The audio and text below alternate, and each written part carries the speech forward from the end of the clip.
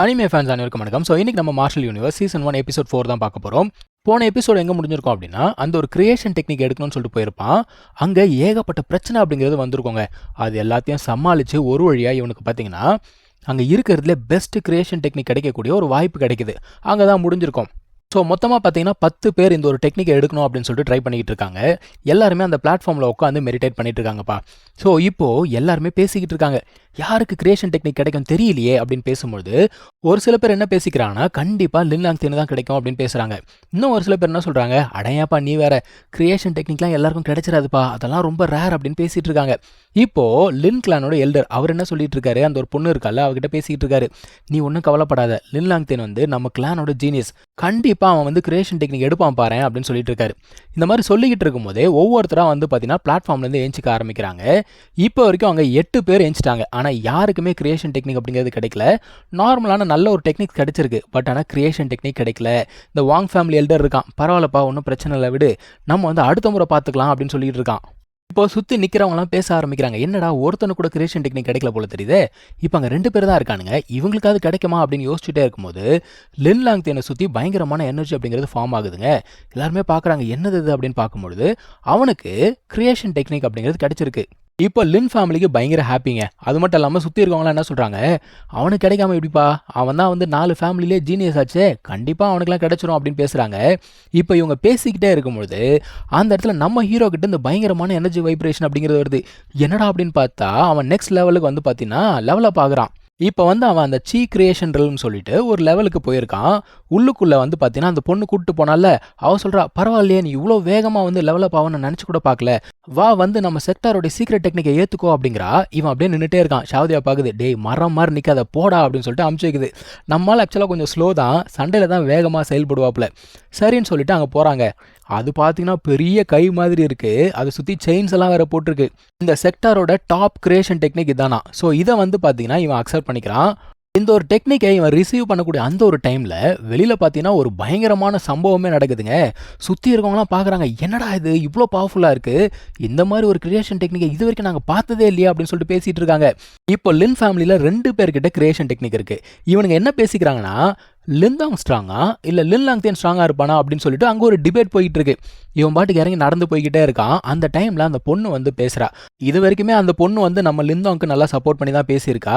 அதே மாதிரி அந்த எல்டருமே வந்து பேசுகிறாரு. எல்டர் என்ன சொல்கிறாருன்னா, இந்த மாதிரி நீயும் சரி லின்லாங்தேனும் சரி 2 பேருமே கிரியேஷன் டெக்னிக் அப்படிங்கிறத எடுத்திருக்கீங்க, நம்ம லின் ஃபேமிலியே பயங்கர ஸ்ட்ராங் ஆகிடுச்சு, வரப்போகிற ஃபேமிலி காம்படிஷனில் நீ வந்து நல்லா பர்ஃபார்ம் பண்ணணும் அப்படிங்கிறாரு.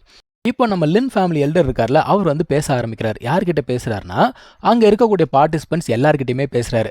அவர் என்ன சொல்கிறாருன்னா, இந்த முறை இந்த 4 ஃபேமிலிஸ் நாங்கள் இங்கே வந்ததுக்கு காரணம் வெறும் ட்ரெஷர்ஸ் மட்டுமோ அப்படி இல்லைனா மார்ஷல் ஆர்ட்ஸ் டெக்னிக்ஸ் மட்டுமோ கிடையாது, நாங்கள் வேற ஒரு விஷயத்துக்காக வந்திருக்கோம் அப்படிங்கிறாரு. அதாவது இதை கண்டுபிடிச்சது வந்து லின்லாங்தேனா, ஸோ நீயே பேசுப்பா அப்படிங்கிறாரு. அவன் வந்து பேச ஆரம்பிக்கிறான். அவன் என்ன சொல்கிறான்னா, அந்த கிரியேஷன் டெக்னிக் எடுத்தாங்கல்ல, அந்த பிளாட்ஃபார்முக்கு கீழே ஒரு ஏன்ஷியன்ட்டான பேலஸ் இருக்கான். அதுக்குள்ளே தான் பயங்கரமான ட்ரெஷர்ஸ் எல்லாமே இருக்கும், எல்லாமே ஏன்ஷியன்ட் ட்ரெஷர்ஸ். ஸோ அங்கே போனால் நமக்கு எல்லாமே கிடைக்கிறதுக்கு வாய்ப்பு இருக்குது அப்படின்னு சொல்கிறான். அவன் மற்றவங்களுக்கு எப்படி கொக்கி போடுறான் பாருங்க. அவன் சொல்கிறான், இதை வந்து மறைச்சி வைக்கணும் அப்படிங்கிற எண்ணம் எனக்கு கிடையாது, எல்லாத்தையும் நானே எடுத்துக்கணும் அப்படிங்கிற எண்ணமும் எனக்கு கிடையாது. நீங்கள் வந்தீங்க அப்படின்னா யார் என்ன எடுக்கிறீங்களோ அது உங்களுடைய திறமையை பொறுத்தது அப்படிங்கிறான். ஆனால் அது எடுக்கிறது அவ்வளோ ஈஸியான விஷயம் கிடையாது, ரொம்ப ஒரு பவர்ஃபுல்லான பீஸ்ட் அப்படிங்கிறது அதை வந்து காவல் காத்துக்கிட்டு இருக்கான். ஸோ அவன் என்ன சொல்கிறான்னா, அந்த பீஸ்ட்டை நாங்கள் 4 ஃபேமிலி சேர்ந்து சண்டை போகிறதுக்கு ரெடியாக இருக்கோம், வேறு யாராவது எங்கள் கூட சேர்ந்து சண்டை போட்டிங்கன்னா கிடைக்கிற ட்ரெஷரில் கண்டிப்பாக உங்களுக்கும் பங்கு கொடுக்குறேன் அப்படிங்கிறான். இந்த மாதிரி ஒரு ஏன்ஷியன்ட் ட்ரெஷர் கிடைக்குது அப்படின்னா ஒருத்தனாச்சும் சும்மா இருப்பானா, நான் வரேன் அப்படின்னு சொல்லிட்டு ஒவ்வொரு ஃபேமிலியாக சொல்ல ஆரம்பிக்குது. அந்த டைமில் ஷாவதியா சொல்லுது, டேய் இதுக்குள்ளே நீ தலையிடாத, அந்த இடத்துல ஒரு பயங்கரமான பவர் அப்படிங்கிறது இருக்குது, இப்படியே திரும்பி ஓடி போயிடு அப்படிங்குது. இவனுமே என்ன சொல்கிறான், ஆமாம் எனக்குமே தெரியுது, அங்கே ரொம்ப ஒரு டெரிபிளான ஒரு பவர் இருக்குது, நமக்கு இதெல்லாம் வேணாம் சாமி அப்படிங்கிறான்.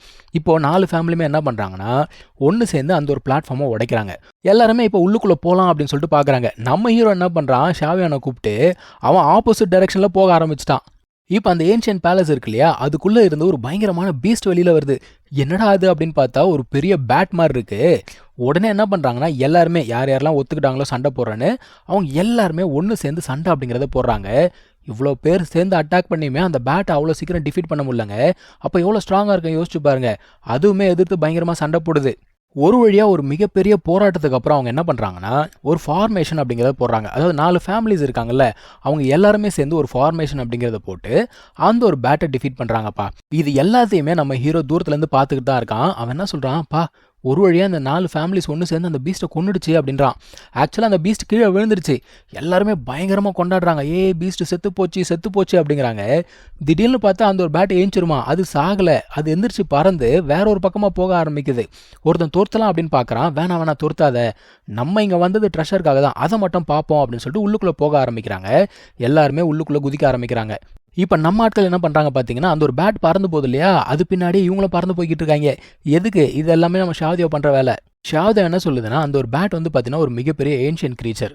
அதுக்கு கண்டிப்பா அந்த ஏன்ஷியன்ட் பிளட் லைன் அப்படிங்கிறது இருக்கும். அதோட எசன்ஸ் அப்சர்வ் பண்ணா, இவருக்கு வந்து பவர் அப் பண்றதுக்கு நல்லா இருக்கும். ஏன்னா எல்லா பவரும் போயிடுச்சுல்ல. இந்த மாரி தான் வந்து பவர ரீகெயின் பண்ற மாரி இருக்கும். அதனால அந்த ஒரு பேட்ட துரத்திட்டு போறாங்க. அது ஒரு இடத்துல போய் விழுந்துடுச்சு. ஆனாலும் அவங்க என்ன சொல்றாங்கன்னா, வெயிட் பண்ண போகாத. அது என்னதான் 4 ஃபேமிலி சேர்ந்து டிஃபீட் பண்ணியிருந்தா கூட, இன்னமும் ஸ்ட்ராங்கா தான் இருக்கு. நம்மளால அத டிஃபீட் பண்ண முடியாது. வெயிட் பண்ணு அப்படிங்கிறான். சரி என்னதான்டா பண்றது அப்படிங்கிறப்போ, இவன் என்ன பண்றான், இவனோட பப்பட் இருக்குல்ல, அத யூஸ் பண்ணி அந்த ஒரு பேட்ட அட்டாக் பண்ண ஆரம்பிக்கிறான். அது பார்த்தீங்கன்னா, பேட் இன்னும் பயங்கரமா சண்டை போடுதுங்க. நல்ல வேளை இவங்க போயிருந்தா இவங்க தான் டிஃபீட் ஆயிருப்பாங்க போல தெரியுது. ஸோ அந்த ஒரு பப்பட் கூட சண்டை போட்டுட்டு இருக்கக்கூடிய அந்த ஒரு நேரத்துல, இவங்க என்ன பண்றாங்கன்னா, பின்னாடி இருந்து அட்டாக் பண்ண ஆரம்பிக்கிறாங்க. மொத்தமா பார்த்தீங்கன்னா, இப்ப 4 பேர் அந்த பேட் கூட சண்டை போட்டுட்டு இருக்காங்க. யார் யாரு? பப்பட்டு, நம்ம ஹீரோ, ஷாவ்தியாவ், ஷாவ்யான். ஷாவ்யான்லாம் பார்த்தீங்கன்னா, அது போட்டு பயங்கரமா கடிச்சுக்கிட்டு இருக்கு. இவ்ளோ கஷ்டப்பட்டு 4 பேரும் சேர்ந்து சண்டை போட்டு தான் அத சாகடிக்க வேண்டியதா இருக்கு. ஒரு வழியா பேட் செத்து போச்சு. ஷாவ்தியாவுக்கு பயங்கர ஹாப்பி.